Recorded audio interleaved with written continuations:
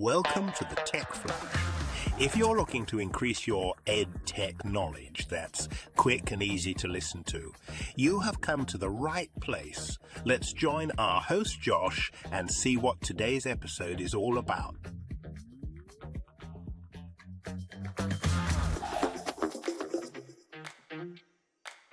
Hello and welcome to the Tech Flush. Man, I'm excited that you're back. I'm excited you're tuning in and listening. Now listen, for our newbies out there, you're in for a real treat if you never tuned into the show before. We've got a real big-time guest today, probably the biggest that's ever been on the show. And he's been on there 3 times, just incredible. Most people are one and done, but I'm just excited to have him back. And for our old listeners, again, you're going to be in for another treat. It's just going to be awesome. So stop watching TV.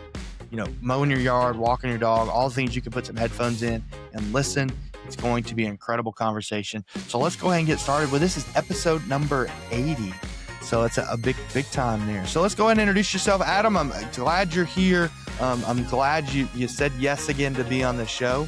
And so for our newbies that are really have not, I assume everybody's heard of you. Everybody's heard of Short Answer. But that's just me. But for those people that have not heard of you, or know who you are and what you kind of do, you kind of give us some highlight. Tell us who you are or background, any kind of information you want to share today.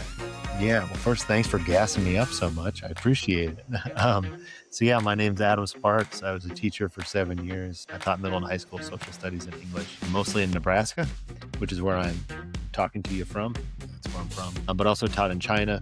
I taught in Chicago for a few years. And then 3 years ago, I did my master's degree in learning design and technology at Stanford and at the Graduate School of Education. And in that program, you spend a year trying to solve a problem in education using technology. And as an educator, I had experienced many problems. And the one that I wanted to work on most as someone who taught the humanities was I spent a lot of time reading kids' writing and giving them feedback and then handing that feedback back to them and having them they would ignore most of it, look at their grade and move on. And so wanted to work on the problem of how do we get kids to critically engage with feedback. And that was the original kind of problem statement of what became Short Answer, which is the digital writing platform that my wife and I have been building ever since. So what started as a master's project, we got some grant funding and launched it. We've been building it ever since. And that's how I met you at an EdTech conference. And that's how we've got to where we're at today. So that's the brief history of me and who I am. And I appreciate you having me on multiple times. I enjoy these conversations. Yeah, I think sometimes you have those genuine conversations outside of like a recording. And so especially like me and you, I think most time our conversations have been like emails or like a text or whatever. But I think just the conversations we have when we do hit that record button have just been really phenomenal and just really kind of pushes me not just to share Short Answer, but revamps how I do things in the district or how I share things. So I always appreciate those conversations. And I think it's so wild every time you talk about your story, how you did this capstone project and like it just developed into something like this. And you never really know with that starting a project or starting an idea where it's going to end up. And I think it's just phenomenal to where you've been and to where you're still working to be and where you're at now. It's just incredible. Well, I mean, the fact that we were at Stanford helped. I mean, you can't dream up a better place to launch a startup. I mean, it's kind of the water you swim in out there. And even in the Graduate School of Education, they have a organization called Stanford Accelerator for Learning. And a big part of what they do is fund and support educational research, but also educational technology startups. So we won our initial grant through them. And without that, we wouldn't have been here today, to be honest. And then in addition to that, we won an international tools competition. It's called the Tools Competition, but it's a competitive grant application for learning focused digital technology tools. So the combination of having those 2 grants during my master's was kind of like the real impetus that launched all of this. So lucky to have built it where we did. Yeah, I think it's just a phenomenal program. I think when we really think about Short Answer, yes, I know there's tons of like gamification part. And I think part of what students need is that gamification, right? They need something fun instead of just being a tool that they go on and they work on. But really the tool part of it, if we take away the gamification part, the tool part of what you've created, again, and I tell you, I think I've told you this every time we've ever talked, it's just phenomenal because not that we're just working on the foundations of writing. We're not just working on writing and those skills that come with it, but to be able to do that peer review and even just the instant feedback.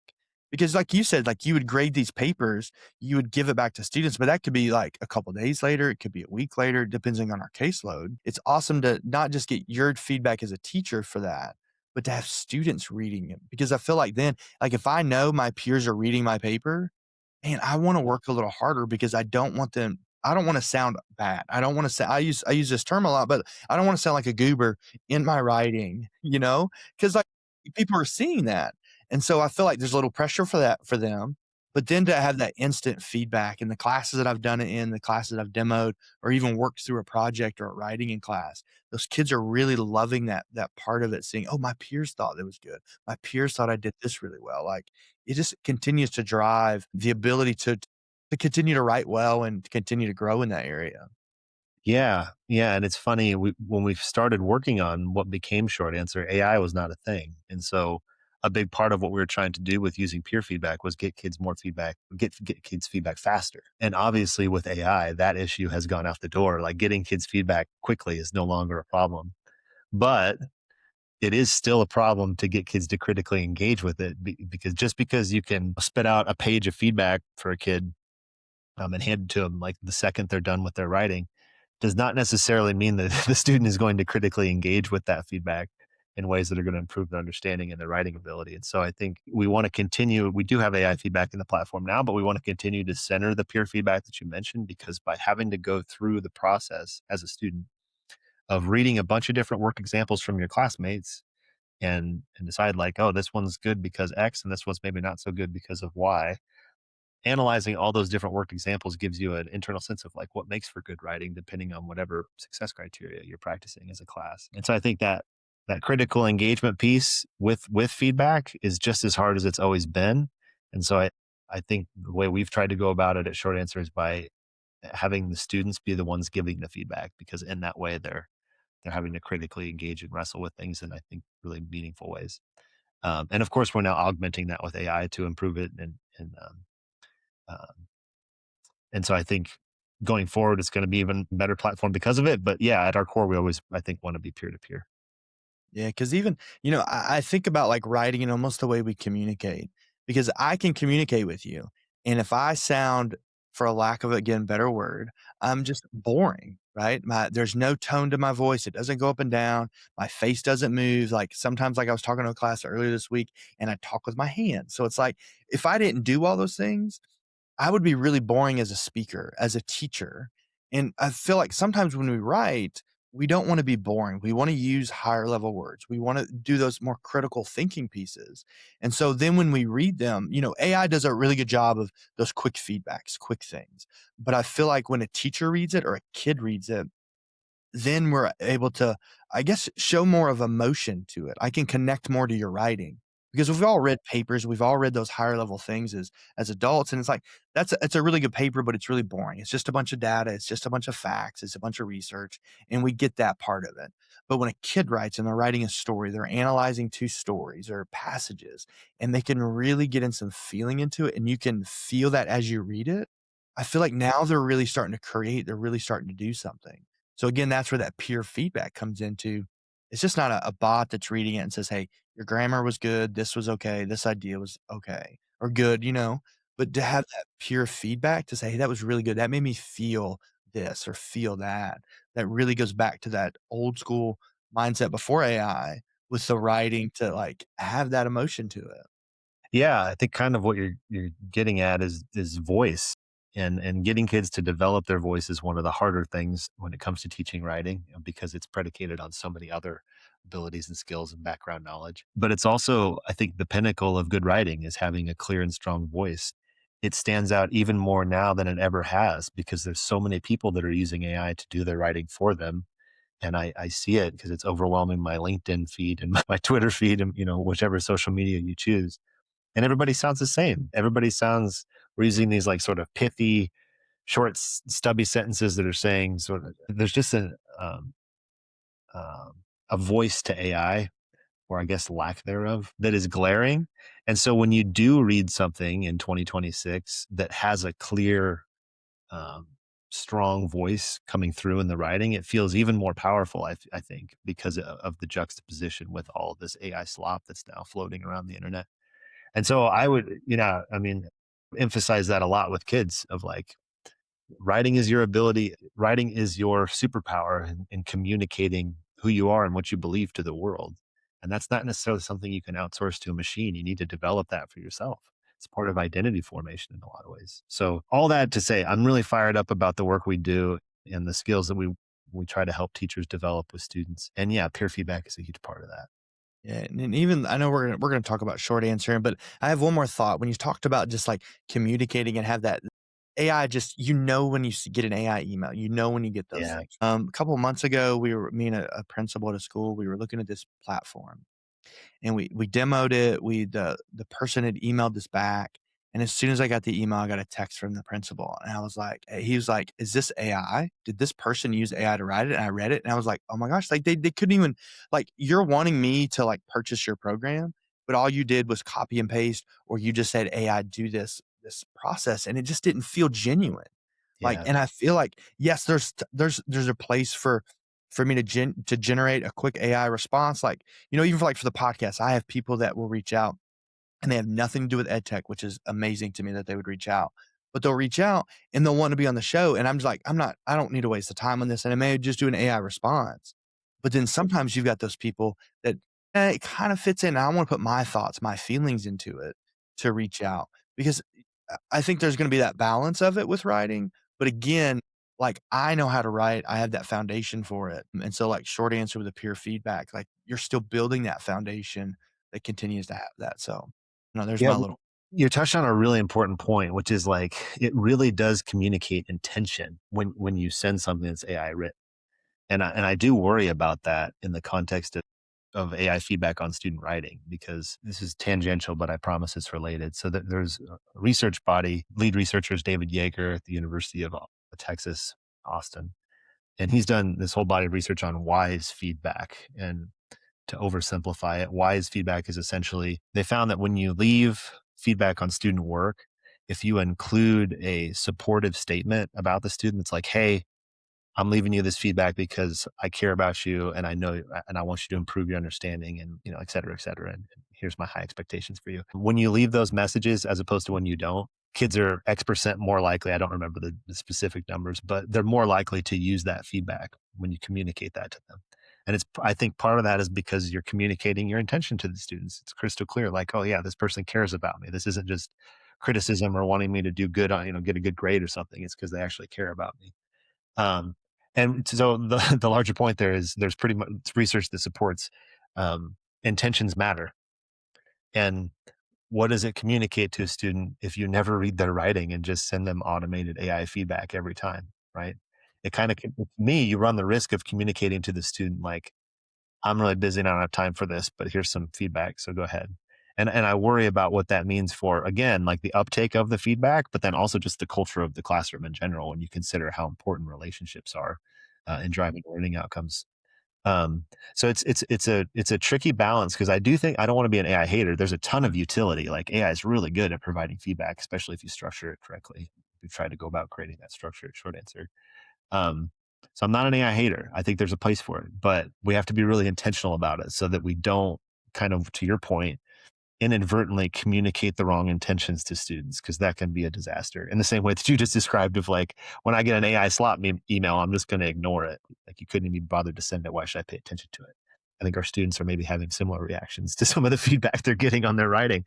yeah. And I love that idea, like you talked about in the writing, to have somebody say, "Hey, like this is what you like," more like that relationship building in the email, right? Because I think too, like in our classrooms as teachers, we have the ability to improve students' well-being, their workflow, their just academics in general, their life. Like we have them for a long time. And then when we have teachers that are, I don't know, they don't build those relationships and their classroom is run differently. Now you're impacting a kid that could be the next programmer for a writing tool, the next programmer for this, the next next president, right? That has that ability, but we've impacted their learning that year that we have them. because we didn't continue to build them. We didn't continue to do the right things for that student, and now we've impacted them. And so the same thing with like AI or like how we're grading them. If we can pull that realism to it, we're impacting them for the better instead of just giving this generic response that kids are just like, "Oh, it's just AI. The teacher's not really doing anything. Why keep working for them?" So I think it kind of really just not just for AI and writing, but just all the way around, it impacts things. Yeah, in some ways, when you were describing that, I was thinking back on my high school experience. Remember, I won't name his name, but I had a high school history teacher that was maybe more interested in coaching basketball than teaching history. And it's a pretty common occurrence for him to just roll out the TV at the front of the room and throw on a Ken Burns documentary. And that was class for the week. And I love history. So I actually love just sitting there watching Ken Burns documentaries. But at the same time, that communicated very clearly to the class, like that teacher's intentions on how much that teacher cared about how much we learned in that class. And so, yeah, intentions matter, and we got to be careful about the intentions we're communicating to kids, whether it be using AI or just in just about anything we do in the classroom. Because, like you just said, it's critically important for the scope of their lives. Like teachers have a huge impact, so got to be intentional. Yeah, I mean, like you said, the scope of your life and writing again is it's one of those things that it's going to be with us forever. Like whether we're texting, we're emailing, we're doing those things, like it's always going to be there. And we want to make sure that we're intelligible. We want to make sure that we're speaking what we want. And having that feeling that comes across. And even our word choice. I mean, we could talk for days about this, I feel like. Um, but listen, I know you've got some updates to short answer. I've been on there looking at them. So give and again, like you talk about intentionality, I feel like every time we've talked or I see an update that comes through short answer, like when you talked about here just in our recording here, like pushing out more of the AI grading part of it. Like you're just not pushing it out because it can be done. There's some intentionality behind it because you're still rooting in that pure feedback and you want it to specialize it in just to a way to still support and continue to grow students in that writing ability. So give us some updates, give us some hot takes. What's going on? I don't know if I have any hot takes. Yeah, we've been working through. Oh man, we've been knee deep in a building project, and I do want to. I don't want to share too many details because it's still so. We just launched the private beta of a new set of features that I think are going to be a game changer for writing outcomes. But because they're so early days and still changing so much, I don't want to share too much because it'll Yeah, probably no, I like agree with that. 2 weeks. But of the things that we've publicly launched in the last couple months, the thing I've been most excited about is an activity called Pen Pals. And Pen Pals, you select two characters, and those are AI characters. And then those characters argue with each other about the students' writing. And then the class and the teacher leads this discussion, but the class has to decide of these two, which one do I agree more with? And they vote for them. And then that character gives the students individualized feedback on their writing. And so it's super fun. It's using AI almost as like a foil in the classroom. And we've structured it intentionally, of course, to argue about the success criteria that the class is practicing to help teachers develop that understanding of that success criteria. But then a secondary goal of Pen Pals is AI literacy because we want to encourage kids to challenge AI feedback and outputs and not just take it at face value. And so setting up that debate structure and having them argue with each other and kind of encouraging kids to debate and argue about it is kind of our goal there. And we've got some really great feedback. Like we've got so just for example, just for your audience to make maybe more sense, like it's kind of like Inside Outy, if you've seen that Pixar movie. Like one of the characters is Surly Sam. Sorry, the movie's called Inside Out, but I Yeah, was inside out. Yeah, I got you. But yeah, so we have like Surly Sam, he's angry. So you can pick Surly Sam. And then we've got Mellow Matt, and he's mellow. He's loosely based on Matthew McConaughey. So you pick those two, and then they argue with each other about the kids' writing. But what we've heard from teachers, especially in elementary settings, is they'll have the kids come up to the board and read the feedback aloud in the voice of the character. So it's like, kid comes up and reads in a gravelly voice to try to be Surly Sam. Um, and it brought us so much joy. Like that was one of the highlights of our spring for sure. So this is hearing the feedback from Pen Pals, which is still in a public beta. So people should go give it a try.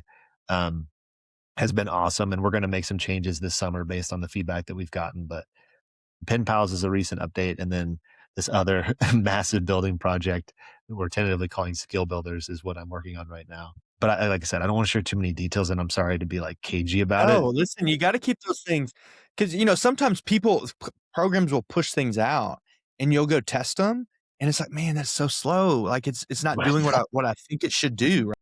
And then for me, like, all right, listen, I'm not gonna touch it anymore. I don't wanna play with it. And then when that happens, I've almost forgot about that feature, until like 6 months later, and they're like, "Oh, it works now." Like, but I've already forgot, like, so I get that part of it. So no worries. I don't think anybody's gonna be upset about that. Yeah. Well, for me, it's not even that I'm worried it'll be broken. It's that I'm worried it won't even work the same as what I describe on this podcast because we're Yeah. changing it so much. Um, so yeah, the more on that soon. We're hoping to do the wider launch of that as we head into next school year. But if people would be interested in trying out these new features, they can email me at adam@myshortanswer.com, and I'd be happy to give them access to them if they want to give them some. And I'm gonna as soon as we get off today, I'm sending an email right now. Yeah, seriously, please do. Yeah, and even like, you talk about teachers using it differently, like the classrooms that I've been in and they've used it, they come up with some of the off the wall or just very creative ideas in their prompts and just the things that are happening is just incredible. And this whole like inside out, like little characters and the grumpy voices, that sounds awesome. And I think even when you talked about like two characters arguing against each other, I think about my own use of AI and the different platforms, whether like ChatGPT, Claude, Gemini, and each one has a different output. Like you can put the same prompt in there, they're each going to give you something different. You've got to figure out which one you really want to use or what information is accurate, not a hallucination or any of that. So it's that's really cool that you've built something, I guess, in my brain like that, because now you're getting two different viewpoints on a passage or a text or short answers to be able to see, "Hey, listen, this is really good on this part. This person thinks different." And now they're taking those 2 ideas, and then they can go back and rewrite it and really create their own. And again, critically thinking to advance their writing. I think that's a really cool feature. I like that.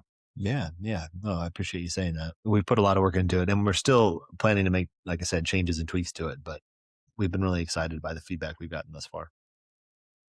Awesome. Now, do you got any other big things coming out? Yeah, I know you've got I think there's a whole list of things on there, right? You've got the pen pals. I can't think of the other ones. Tell us about the other ones you've got. Yeah, we've got a bunch of activities. The most popular is Battle Royale. That's been on our free plan for forever. The way that one works, it's all peer feedback focused. So students submit their writing. As a teacher, once you have all that writing, you click begin feedback, and then every student sees two anonymous pieces of peer writing. They have to read both and decide of these two, which one's stronger based on our success criteria. Then they'll click that one, and then they repeat and repeat and repeat. And what we're doing on the teacher screen is we're whittling it down to one exemplar response. And then there's a big reveal, and hooray, we reflect on that. That's on our free plan. That's one of our more popular activities, partly because it's got the competitive element. So I think kids really get into that. But also, I think it's got the social element of, oh my gosh, I'm going to write something and my classmates are going to see it. So I should try hard. Yeah. I think that's a big part of the engagement of short answer and why people come back to it. And that's on our free plan. So I'd encourage your teachers that might be listening to go give it a try. So that's Battle Royale. I would say All In and Parrot are similar activities where we scaffold peer feedback through the medium of comparison. But the difference between those is with our activity called Parrot, the teacher selects two responses and the whole class just compares just those two responses. So you can be a little bit more deliberate as a teacher about what examples you're putting in front of kids, and then like being intentional about drawing out contrasting cases that would be helpful to have kids understand whatever you're practicing. And then with All In, it's a bit longer of an activity because with that, the students are leaving open feedback on each other's responses as a part of that comparison process, which is nice because then they're getting individualized feedback in ways that they don't in Battle Royale, because in Battle Royale, we're knocking out responses. But it does take longer. So All In tends to be more popular in our English classrooms where spending a whole class period just focusing on writing would make sense. Whereas Battle Royale is more popular across the curriculum because you can use that for just kind of daily formative assessment purposes. And then of the schools and folks, because we have an activity called Quick Write. It's on our premium plan. So of the schools that have premium, it's our most popular activity. So with Quick Write, students submit, they get AI feedback on each success criteria. And then it's a cooperative game. So as a class, we're tallying up the score of all of the students' feedback to try to hit a class proficiency goal together. Um, and so that's where we've been. That's one of those activities, kind of go back to the previous conversation, where we've tried to be intentional about how we've prompted AI to give kids feedback on their writing, and how we've structured the activity to still make it feel like a collective human experience as opposed to just me staring at a screen reading AI feedback by myself.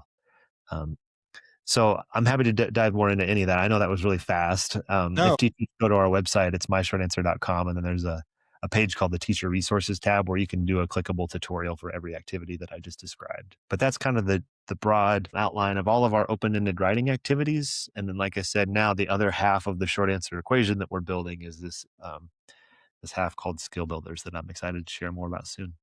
Yeah, that'll be number 4. We'll have to get you on the show for that one. I'm Yeah, excited. I'm here anytime, man. Let's Anytime. do it. And so part of this, when we think about like your royal battle royale, and just those quick writes, I know you talked about success criteria. And I think this is a really good feature for students because, like, as a teacher, I know we're going to hit certain parts of the writing, whether we're working on a thesis statement, body paragraphs. It's just a quick write in class because we're going to practice a skill. Those success criterias I think are really good because now teachers can really pick and choose what they want students to look for. So whether we're looking working just for grammar for today, we're looking at our prepositions or really the thoughts and how that sentence is developed. I know we're adding those in there. And I think on the free plan, you can do 3 of them. On the pen, you can do 5. And so it gives that teacher more ownership of what we want the students to work on. So maybe we're doing a grammar unit and kids are writing a simple sentence, "What'd you do in the weekend?" Whatever. Now those peers can go back. I like this because now they're just looking for the grammar. They're looking for certain parts of it instead of having to look at everything and give, "Hey, let me see what I think is needs to be worked on or what I think is done well in the writing." I think that's great. And I don't think I knew this about when you do the all in that the students have the open communication where they can give their actual feedback for things.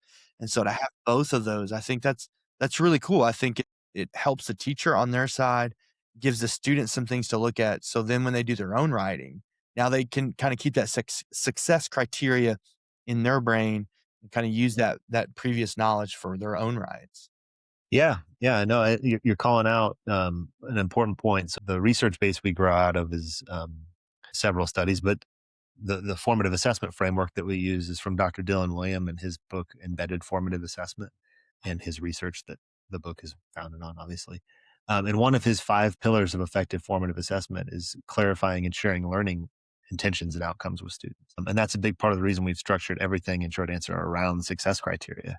In my mind, the success criteria are just as important as whatever prompt you're asking, because that's really what's going to focus the learning outcomes. And yeah, I think that's critically important, especially when you're talking about AI feedback, because I think I've already mentioned this, but one of the challenges of AI feedback is it'll give you so much that it's cognitively overwhelming. It's just like give you a whole page. And as a student, it's like, well, I don't really know what am I supposed to be getting out of this? Is it about my grammar? Is it about my ideas? Is it about the content? What's the focus? And so by structuring our feedback in the platform around the predefined success criteria set by the teacher, I hope we're able to provide more focused feedback for kids because I do think it's better for learning outcomes. Uh, Well, so yeah, yeah, and I think even, like, when you talk about learning outcomes because of that focus, ability to peer review, like, even if we lived in the same town, we worked at the same job, we're gonna continue to critique each other on our jobs. We're gonna continue to do that, and it's more instant. When we have one thing happening, it's more it's we'll be able to change quickly versus, like you said, "Here's my whole list of AI things." I can work through them, but at that point, I'm just working through them to fix my paper, to fix my writing versus to really understand critically why I made this mistake, why this needs to happen. And so we're really at this spot, especially with AI, I feel like, that the teacher has to play more of a role instead of just giving a here's my paper and I mark it up as read the whole thing. I think writing is gonna have to change to more of a process to where we're working shorter paragraphs, shorter like critiques, and at the end we can critique it all. And I think, something's gonna have to change.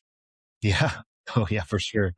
Yeah, AI presents some really serious challenges to assessment validity when it comes to writing instruction, obviously, because writing is something that takes a lot of time. So it's not something that you can necessarily just sit down and write a 5 page research paper in class where the teacher can monitor a student, right? It's something that's going to have to take place over time. And because it has to take place over time, it's going to leave the classroom. And once it leaves the classroom, there's really no reliable way of monitoring how much of an influence AI is having on a student's process. So I agree with you that we need to be more process oriented. But I also think there's just some simple steps we can take to adjust writing instruction. One of them is I, I think we need to do more writing in class. And I don't think all writing can or should take place in class, but I think more of it should. And that's partly why we've structured short answer the way we have, to be structured around just short form writing, 1, 2, maybe 3 paragraphs max, because it is something you can do in class where you can monitor AI's influence. And then just as critically, another structural change is I think we need more writing practice because AI is inevitably going to write for students. And I think it's fair to assume the less you practice something, the more your skills atrophy. And our kids are already really struggling with writing. So um, I don't think writing instruction can just fall on the English teacher's shoulders anymore. This is kind of my TED Talk rant, so just bear with me. Bring it. Come on. No, I don't think this is a controversial take at all. Researchers have literally been advocating it for decades. Like embedding writing across the curriculum is one of the most effective ways to improve literacy outcomes in a district. It's just been really hard to pull off historically because teachers outside of English classes don't necessarily feel equipped to teach writing. And more importantly, they don't feel like they have time. They already have to cover so many standards. And now you're trying to add, quote unquote, one more thing to my workload. Like it falls apart pretty quickly, even with the best of professional development and whatever other resources the school has expended to make that happen. And so I think what we're trying to do with short answer is create more coherence by embedding writing across the curriculum, but do it in a way that feels natural to what teachers are already doing. Like we're just going to combine daily formative assessment with writing. So you can assess whatever the reasons that World War I broke out, but do it through writing in your social studies class to embed that practice across the curriculum. And so those two structural changes of more in-class writing and more writing across the curriculum, I think are an important part of the answer to the AI challenge in writing instruction. And I hope short answer can be a part of that. That's part of the reason we even called it short answer. And in some ways, I do have regrets around our name because I don't think it accurately communicates fully what we are. But part of the reason we named it short answer was because we didn't want to scare off social studies and science and math teachers. Because when the name of your company is like the writing company or whatever, like Writable, for example, that's a very popular writing platform. Like when that's your name, well, when you're in a conference and like the social study or not social studies as much, but when the science or math or elective teachers walk by, they're just reject out of hand. It's like, oh, that's for the English teachers. Like that's not for us.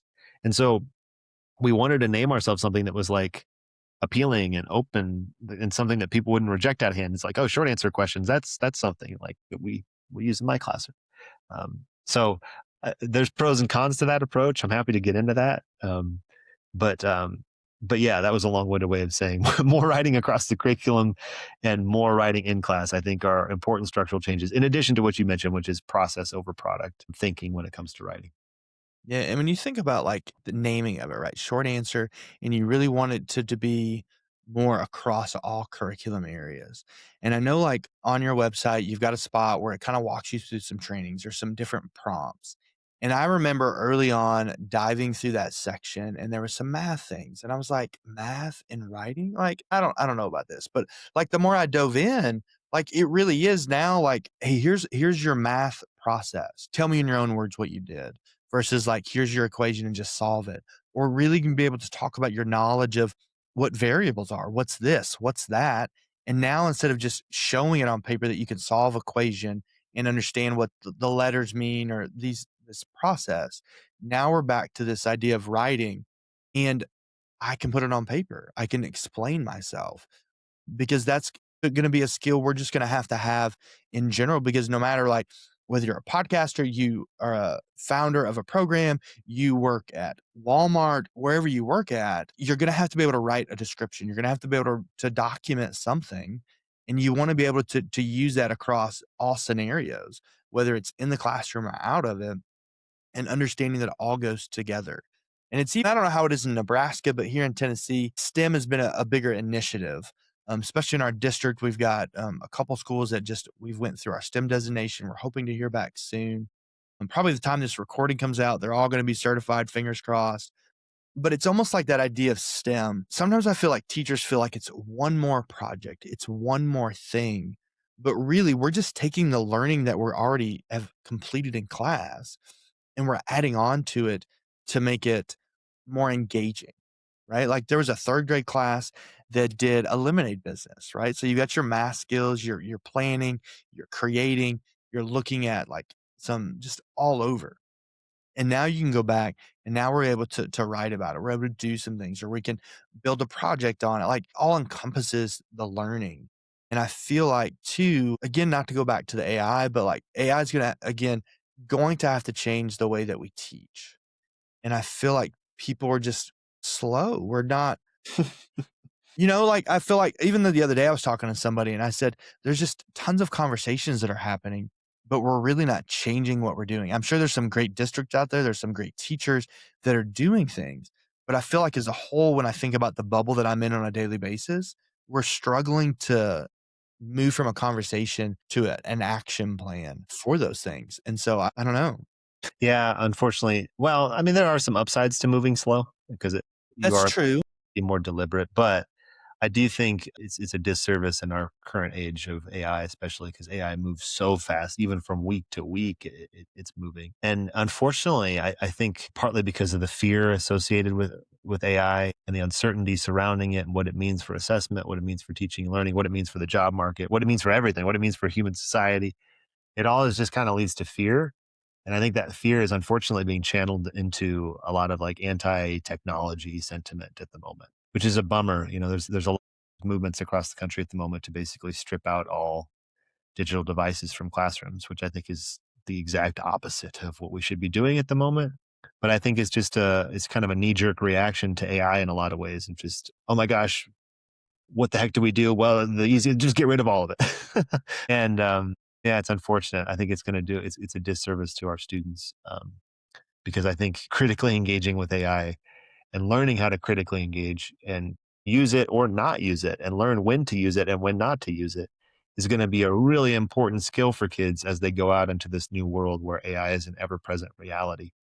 And I don't think sticking our heads in the sand and just ignoring it is a viable solution. But unfortunately, there are a lot of folks that do at the moment. So we'll see where it goes. I'm not an administrator. I'm not a district leader. I'm not a state leader. So I don't have much sway in it. But I do have opinions, and people should go read my Substack. So I'm just kidding, just kidding. But yeah, it's frustrating, but it's also understandable. And I think that if you look throughout history, this is a common pattern of like when there is massive technological change, there's also tends to be a lot of unrest around that change. And I mean, we haven't reached the level of unrest. I certainly don't think teachers wanting to get rid of laptops in classrooms is like the level of unrest that we saw in response to like the Industrial Revolution or anything. But it is a historical pattern. And in some ways, I'm not surprised that there's a moral panic playing out in real time in response to AI. Yeah, I mean, even like when you talk about like the changes, like especially like when I was in school and like you think about Google coming out, right? People can find papers, they can copy and paste. Like cheating's always been there, plagiarism, all these things. But now I feel like the level of those type of ideas have just really increased. And so we're having to almost kind of backtrack. 'Cause I feel like when, Google before AI, like, we're still teaching common sense, we're doing our digital citizenship stuff, like, we're teaching students how to be on devices appropriately and what to look up, what not to, and those type of things. But again, like, as you said, like, AI is changing from week to week, and we've gotta really, as educators or just really people in this nation, continue to drive those points home of how to use it appropriately and how not to. Because, kids are using it way faster than we need to use it. I mean, I've got a 10-year-old that has done some things. We use ChatGPT at home, like, for research or, like, we're doing menus or going on vacation places. And so, like, my 10-year-old's like, "Hey, dad, can we just get on ChatGPT and, like, look this up?" And it's like, "All right, we can." I have to make sure I use it as a learnable moment. And Yeah. there's been a couple times, that I said this to several people. It's like, she does a Bible study on Fridays. And so she was looking for a verse and it's like, "Can I look on ChatGPT? We got this idea. Let me see a Bible verse." And so here comes this Bible verse. And I don't remember what the verse was, but I was like, "Now listen, Emma, you have to go get your real Bible and you need to look it up to make sure it's accurate." And she looked at me and I was like, "But you got to remember, ChatGPT is just like a robot that's just putting information out. And so it could be wrong. And we want to check that." So again, like we've got to make sure as parents, teachers, we're continuing to, if they're using it, to slow them down a little bit to make sure what we're doing is accurate, what we're doing is correct. And even when it comes to writing feedback, like, "Hey, AI gave me this, but let me go take it to my English teacher. Let me go take it to my history teacher. Hey, will you read this and just see what you think?" And I think we're gonna see a difference between a human interaction to what that AI is going to bring. And even with that thread, and you talked about things coming across, I know in our state for Tennessee, not this year, but next year, I've been told, especially for, I don't know about high school, but I know like middle school, their writing is online and 80% of their writing is going to be graded by AI. And so you still have that human element, right? 20%, you still got that in there. But I'm really anxious to see how that's gonna work next year, and how that writing's gonna to be graded. And then is that gonna change how teachers teach? Is that gonna, we're continuing as new things come out, I think the conversation is still like, we have to change how we're teaching. And even when it comes to short answer, we've got to change to not working on long paragraphs. We've got to really work on those short snippets because that's really like, again, like in the program, we could do long things, but those short things are, I think, more meaningful and more concise, and you're getting that feedback quicker versus having students read a whole 5-paragraph essay versus like, here's 5 sentences, here's 3 sentences. Let's critique it. Let's look at our success criteria and give good feedback, adjust it, and then let's look at the next part of it. Yeah, yeah, it's chunking, really. Even if you're doing a longer form writing, because I do still think there's a place, obviously, for teaching kids how to construct a longer form piece of writing and organize their thoughts over multiple pages, because that's a whole different challenge than creating a paragraph or a sentence. But I think if you're doing that 5 to 10 page paper, then yeah, short answer is a way of chunking that large, overwhelmingly difficult task for most high schoolers down into like a small, manageable, digestible chunk of yeah, we've written a rough draft of our 5 page paper, but we're just going to copy paste in our opening paragraph and we're just going to focus on thesis statements today as a way of just, we're going to drill into this one specific element of this larger body. So I hope we can be a helpful tool in doing that. Yeah, for sure. Yeah, That's a good call. I agree with that. And listen, random thought, and I know you're really into research, and I love that. Like anytime that I've talked about short answer and I talk about you, it's really just a quality thing because it's not just pushing out a tool. It's really based off research and what you see. And even like today's recording, you brought up tons of research, tons of things that you've read, and I think it's just incredible. I'm not gonna be able to speak super intelligent about this, but I was listening to this podcast, and I don't remember the name of it, and they were talking about writing and just how AI generates things. And I wanna say that students were writing and they used AI to help a little bit, but it was giving some weird, like, titles for their papers. And it was really interesting to talk about, like, the meaning of this based off AI sounded great, but then the meaning of it as a person is like, "Did you really miss the mark here? Is that okay?" And so I just wondered if there's, like, some current research that you've seen with writing and maybe AI or just I guess really just any current research that you've has found is really interesting. Man, there's a lot I know happening. it's a lot. I know you read and you research a lot. No, yeah, no, it's just that the pace of there's a few interesting things. I mean, the challenge with research on AI at the moment is that AI changes so fast and research moves so slow that it's like we get a study published in 2025 or 2026, great. But if you read the study, it was done in the context of like GPT 3.5 and we're already on to like GPT whatever 5 point blah blah blah. And it's so much more advanced now that it's hard to even tell how relevant some of that research is to uh, to current tools, and even though it was only like a few years difference. So that's a huge challenge. That said, some of the research that I've read recently, because part of the reason I read it because we used it to structure quick write and pen pals. And maybe I can share it out in the show notes or something, but it was led by, or I don't know if it was led by, but Dr. Steve Graham, who is, for my money, is like one of the pillars of K-12 writing instructional research. He was on a study recently that looked at AI's ability to provide feedback, and they compared human feedback to AI feedback and expert teacher feedback, I should say. I shouldn't just say human. So they compared expert teacher feedback to AI feedback and found that it was basically the same. So in terms of using AI for feedback on student writing, specifically for low stakes formative assessment purposes, the conclusion of that paper was basically you're good to go. Like it's pretty solid for low stakes formative assessment purposes, which I think is awesome when you consider what we were talking about earlier on this call, which is like you think back even 5 years ago, just how long it would take an English teacher to get feedback to 120 papers. And now I can get it to them if I want to. Again, I have to be intentional about this, but if I want to, I can get them formative feedback in 5 seconds on a Yeah. paper and the feedback's high quality, as is evidenced by the study. Like that's pretty, I hate to use this term because I think it's overused, but like that's a genuine game changer for writing instruction and for people to teach writing. So I think that that type of research is super exciting. There's also been research, and I can't remember who published this. I'm happy to share the link. We can share it out with the show notes Yeah, that'd be perfect.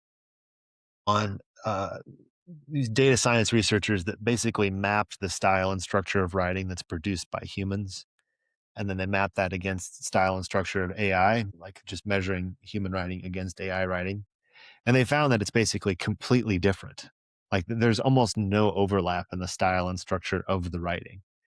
And so what that means is that, as we kind of touched on earlier, AI doesn't sound like us. It sounds like something different, similar, sort of like copying what we sound like, but in a weirdly sort of corporate generic way. And in that way, and this is the thrust of the paper, it's like if we all use the same 5 tools to help us write, are we all just going to start to sound the same? Because it doesn't sound like us and it all sounds like this generic slop. And I don't know. I mean, the jury's still out because we're still grappling with this stuff as a society. But I tell you, when I scroll through my LinkedIn feed and every post has the same voice because every post was written by with the aid of ChatGPT or Claude or Gemini, yeah, it feels dystopian.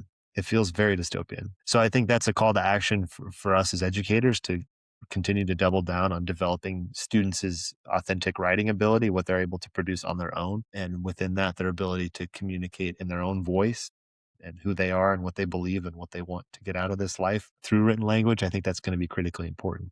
But going forward, I do worry sometimes about what AI means for when we're all using it to read for us and write for us. But those are the 2 studies that come to mind. I'm ashamed I can't remember. I can't remember that second study, but we'll link it in the show notes. I'll send it to you. Yeah, that'd be perfect. And I put you on the spot there. I just, No, you're good. sometimes it's fun to do that. And listen, I know I don't want to say we're running out of time, but I know we're all busy and I don't want to take a ton of your time. But the next thing, like when we think about going forward, and this is part of the show where I call the tech flush tip of the day.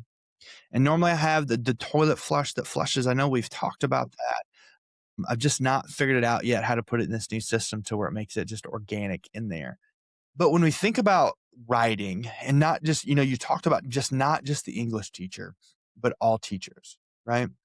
So kind of like what is some good advice for teachers that are, and I know this is like an open-ended, like a can of worms, like, but I've had enough conversations with people and everybody has certain ideas. Some people are like all about using it. Let me train people, I've had one teacher talk about that, hey, we're going to use AI to write it, but we're going to grade AIs at writing. Like we're going to say, hey, write my paper. Now we're going to print it out and we're going to see what we can change, what makes it not, just a different oddball approaches to that. And so I'd love to hear your take on just a teacher. How do we continue to go forward in using AI, but still need that handwritten note, typing on our keyboards, but not use AI? Like, how do we balance that, I guess? I don't know. The thoughts that I wanna say are out there, and I Yeah. just can't really direct them. No, Maybe you'll kinda pick it up, but I no, don't know. What are your thoughts? it's a great question. I'm just laughing because we lead like 4-hour workshops on this question. So it's a great question. I'm a struggle, I think, to Dude, we answer did 4-hour succinct. episode. Yes. So let me just give you the Cliff Note version of the 4-hour workshop. Practically, I think you got to have a clear policy with your kids to start. And at one time, my hot take was that you didn't, and that most issues around AI could just fall into pre-existing academic integrity language in your student handbook or in your classroom syllabus. But I don't think that's the case anymore. I think it's a profound enough technology that you need to directly address it in a syllabus. And a simple system that I've seen and like is a labeling system for assignments, where basically I like a red, yellow, green system. Some don't, but I like the simplicity of it. If I label the assignment red, you cannot use any AI, and here's why. So I'm explaining to my students my intentions and why I don't want them to use AI. I think sometimes that's skipped. If I label it yellow, they can use some AI with specific constraints, and I explain those constraints. And then if I label it green, not only can they use AI, they should. That's part of what I'm assessing is their ability to use it effectively, and that's part of my assessment construct. We could talk about that for a long time, the pros and cons of a system like that. But just having a clear system in your syllabus and clearly communicating what you're going to do with AI in your classroom, especially a writing classroom at the beginning of the school year, think is critically important. So you set the policy, and then I think you need to communicate the policy with kids. There's a tool that I really love called AI Trust You that can actualize this, but the larger concept is just an AI truth and trust statement. But it's basically when I open up a document or a big writing assignment that I'm going to do in this class, there's a little note there that's explaining what kids can and can't do with AI. And maybe more importantly, why, as a teacher, I set those expectations. Kind of going back to that wise feedback research that I talked about earlier about the importance of communicating your intentions with students. So set the policy, communicate the policy, and then enforce the policy. And the enforcement part is the hard part. Because like once writing leaves the classroom, it's really challenging to monitor AI's influence. So a couple of things: do more writing in class, do more writing paper pencil. I'm not saying all writing paper pencil. Don't get me wrong. But I do think, especially at the beginning of the year, when you're trying to get a sense of students' voice, I think some paper pencil stuff to start can be really helpful. But obviously, I also think kids need to be doing most of their writing through the medium in which they will do the overwhelming majority of writing in their lives, which is on a keyboard on a computer. But more in class, more writing, more paper pencil, I think is a simple solution. I think there's some revision tracking tools if you're doing digital writing that can be really helpful for monitoring AI's influence. My favorite is Brisk. Brisk has an inspect writing tool. It's a Chrome extension that will show you every edit that was made in a document in a sped up video so you can quickly review revision history. But there are other tools that will do that and that are free. I think that from a management perspective, if you're just looking for practical tips for teachers, I think that's a helpful one. But unfortunately, even that is falling apart in a world where agentic browsers can now like open up documents and do things on their own and simulate a revision history. And so I think structurally going forward, what that means is we're going to need to layer our assessment where we're not using just any one measure. We're doing multiple measures of a student's understanding, especially with larger summative assessments. I said that this was going to be the Cliff Notes version, and here I am just giving like Love it. Bring it. Come the on. whole workshop. But layering assessment, this is from Dr. Kat Arundel and Philip Dawson and some of their amazing work. But basically, is any layer of assessment you can imagine is going to have holes in it, like a piece of Swiss cheese. But where one layer, when I say hole, I mean like AI plagiarism can easily just get right through and invalidate your assessment.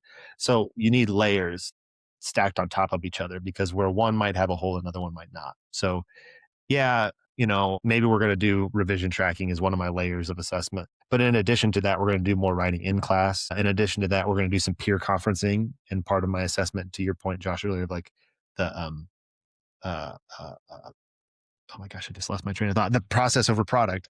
Like we're going to, part of your formative assessment grade on this is your ability to like provide like the feedback that you're providing to your classmate and then peer conferencing. And then during that peer conferencing, I'm going to have a one-on-one conversation, and that's going to be part of my assessment of this with you. And then we're also going to do, if it's a big summative, an in-class presentation that's almost like a defense of what you wrote, where you walk us through as a class your process and how you chose to go about it. And then we're combining all of that and maybe into one grade. Again, this is describing maybe what would be a big summative assessment for like a senior capstone research paper. But I think rethinking assessment through the lens of layering going forward is going to be important in a world where AI can do just about any task that we throw at students. So that was a really long-winded response, but set a policy, communicate a policy, and then enforce the policy. And hopefully within there were some strategies that folks listening can take away from this, but I know that was also really rushed. No, I think that's really good because I feel like some of the conversations I've had with people that it's always like we're not getting our Chromebooks out, we're handwriting everything, like we're not going to address AI. Yeah. But we don't live in a world that we have to address it. And so I love that the color coding. I love giving students options to where throughout the year, listen, this paper has to be you, no AI. But the next one we do in a couple of weeks, I'm going to let you use AI a little bit. And the last one, we're going to have a blast and we're just going to see what AI does and create some things. Like, and I love that idea of it because even like as a professional, even for you, like there's some things that yes, AI is going to grade it. Some things are going to revamp my email that I send out, but sometimes like I'm not going to touch it and I want it to be just me. And I feel like we do that naturally, but students need to be guided in that direction. So set those policies to enforce it, have your layers to your assignments. I think I think it's a great way of doing it. And I really hope people really just buy into those ideas, even if they change the color coding, change their process, whatever. But they have to, again, they're going to have to change the way they teach. They're going to have to change their their policies. They're going to have to change something going forward to Yeah, keep.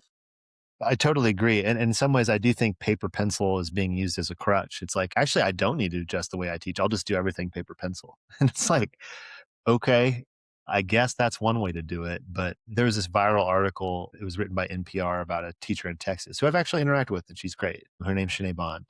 But the article is she's a high school English teacher, and she has gone completely digital. She's gotten, or sorry, the opposite. She's gone completely analog. She's only using paper pencil in a writing classroom. There's no computers anymore. And that works for her, and that's great. But it was funny. I was watching I was just watching her interact with people on social media in response to that article. And she was like, it's so exhausting how much work it is for me. And it's like, okay, you're a rock star educator. And so that's working for you. And that's great. I'm not criticizing that. But I remember I was talking to a teacher in Kansas when this was coming out. And she was like, yeah, I have 3 kids. I am not like, I got baseball practice. I got stuff going on after school. I'm sorry. I do not have time to go back to paper pencil and like wrangle together thousands of notebooks and pieces of paper and manually grade everything again.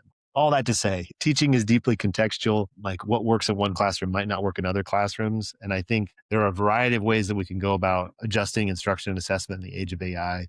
But I don't think the default response can just be, well, we'll just go back to analog and that's it. That's the end of the discussion. I think that's short-sighted. So I don't know if that was coherent. Sorry, I'm kind of rambling, but No, I I hope think it's sometimes we get these thoughts and we just like, we let them got to let out. it fly. But really, I think no matter like the style of teaching that you do, I think when it comes to writing, we have to be open.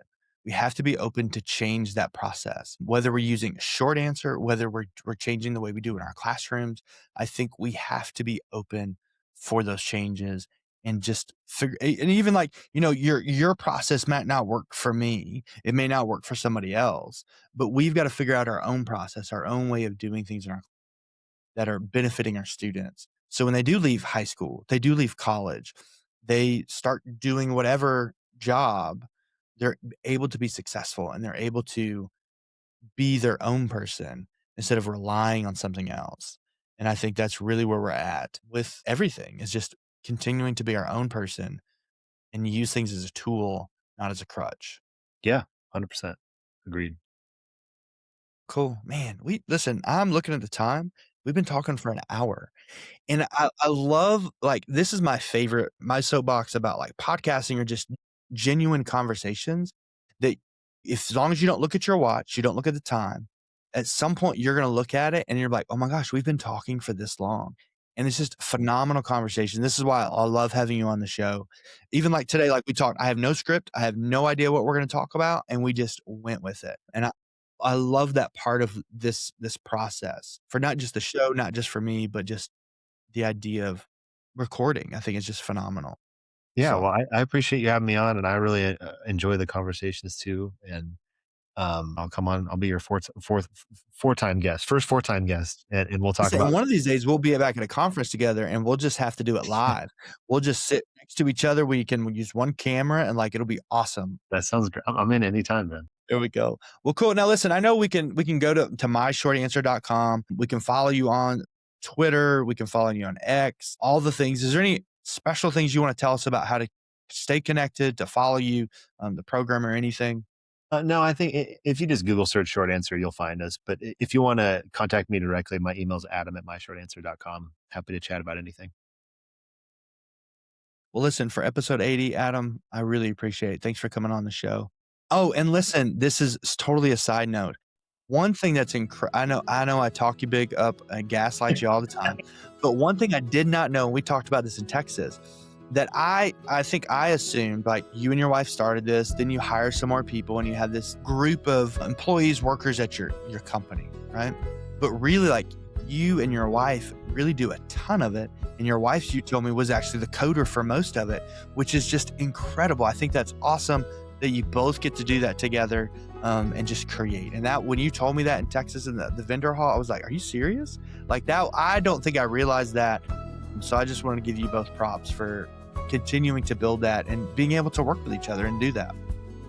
Yeah, thanks for saying that. I know it's unique and it's really cool. I feel special that I get to work with my wife every day because it wasn't always that way. We lived in very different realities when she was a software developer and I was a teacher. It's funny that she's walking by in the background as it's happening. We're giving her a shout out. She heard it, so she had to get on camera. Exactly. But yeah, it's really cool, and we've tried to be intentional about the way we structure our company so that we can maintain a focus on impact, which is our North Star, and keeping our team small and scaling on as a small organization, I think helps us do that. So it creates a lot of work, and sometimes, especially on days like today, it's a Friday, it's been a long week, I'm like struggling to organize thoughts because of how much work we do, but I also think it's the right structure for us, and I'm really proud of what we've done. And it's been great to go around the country and meet awesome educators like you and get to have these cool conversations. I feel really lucky to do what I do.